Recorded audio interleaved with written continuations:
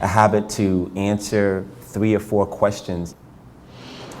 Based on the altars, the ancestor altars and the deity altars, is it okay to have deities on the ancestor altars, or are they to be separate? Only on one condition. The only consideration is if you don't have the space. Some people live in a place where they don't have the proper accommodations for that. So if you don't have the accommodations, that is the only caveat. But if you do, the gods must be and should be exalted, or else you're going to give the indication that you don't know what you're doing. So, exalted means? Exalted means the gods, the station for the gods and the archangels. The archangels and saints can occupy the same space without infringement on your altar. But the gods, the Neturu, the Orisha, the Titans, the Loa, they all need to be exalted above the station of the ancestors. And if you have a creator candle, the creator candle should be at the highest pinnacle of your altar. I have a question about a dream, or it was a vision. It started off that we were somewhere like in a temple, like Egypt, or in some kind of temple. And I was there, and a couple of other students, people were there, and you were somewhat on a pedestal, and you were showing us something on the wall, right? And you had some kind of mudra sign, it was light in there. And then after you did that, you went up there showing us, and we were all looking. Then I woke up, and I wondered what that meant. Okay. Well, because you're a student, you have an ability to see slightly into the future. And what you saw was a mudra that I'm going to teach you all today. I have a surprise for you guys today. I'm not going to reveal it yet. And I had to become a master first before I can give you this surprise. So what you were seeing, Ray, is without spoiling it, and I'll refer to that when we get to that point, I'm going to say, and this is what Ray was seeing in his premonition. That's what that was. Hello. I had a question. Usually, spiritually, I have these very innate feelings. And then I feel them, I know them, and then later on I research and it seems to be the truth. So I kind of feel things first, or know things first, and then figure it out later.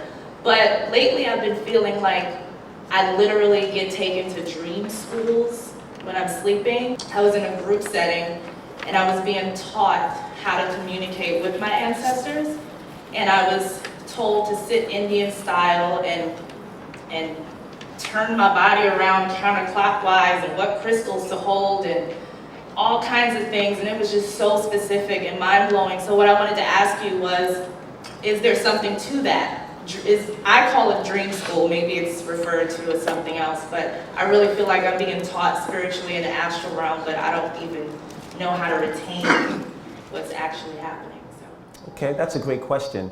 What you're experiencing is you're preparing for what you will eventually be doing in the physicality of your life here. And most of what happens in your dreams, and I'd like to impart this to everyone, that everything that happens in your dreams that is not astral is 70% stronger than even this current moment that we're in. And your dreams are a remedial part of your future for the most part. And when people do not remember their dreams, they are not getting the very best out of what it is that they can live here on earth. So one of the things that I teach all of my students is how to become awake, functional, and aware in their dream state. And once you master your dream state, you will be able to walk and function in other doorways that are closed to you within your own consciousness. And you're not living a full life until you can do that. You're living a fractal life.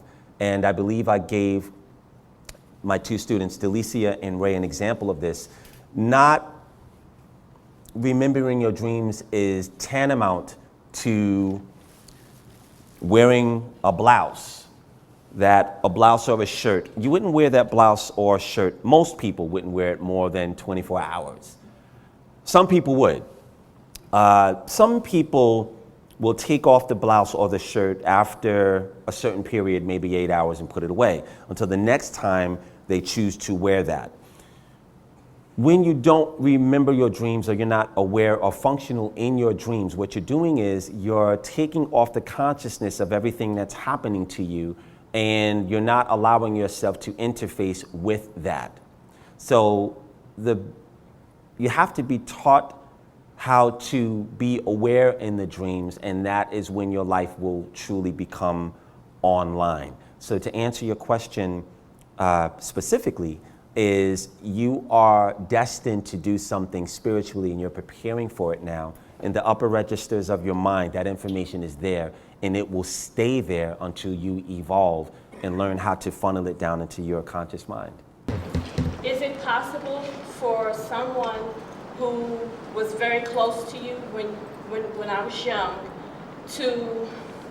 that I had not thought to offer ancestor money to find and utilize the same portal that my ancestors have been utilizing to give me proof that they're receiving the blessings? Yes, that portal is inside of you. And that's the gateway that they will use to contact you and let you know that they're receiving the benefit of your offerings. Even someone that I never even offered money to but was close to as a child. What you do in your offerings affects many people that you have come into contact with all throughout your life, and you may never become aware of it. So yes, it'll go to that is an indicator that the blessings that you're giving to your ancestors from your offerings is beginning to spill over outside of your lineage. And that is an indicator that you're very close to clearing up your ancestral debt. And when that starts to happen, your life will take a big leap. Thank you. Okay, you're welcome. Every plan we made for touching the sky won't go